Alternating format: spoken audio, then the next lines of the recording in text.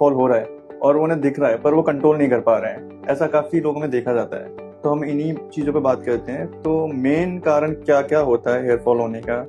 Hair fall एक खुद पूरा एक साइंस है कि क्योंकि बहुत डिफरेंट कंडीशंस हैं जिनके कारण हेयर फॉल होता है। सो मोटी बात ये है कि किसी भी इंसान में अगर बाल उसके नॉर्मल है तो 50 से 100 बाल पर डे झड़ना एक नॉर्मल इवेंट है।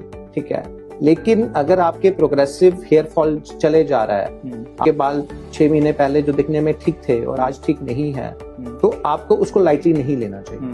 क्योंकि अगर उसको उस टाइम हम ट्रीटमेंट्स करते हैं तो वो इजी होती हैं और उसका रिजल्ट बेटर आता है। जितना हम इसमें लेट करते जाते हैं उसमें उतना ही ट्रीटमेंट का एक्सटेंट, कॉस्ट, सिवियरिटी सारी चीजों की बढ़ती जाती है। तो टाइमली इंटरवेंशन बहुत जरूरी है।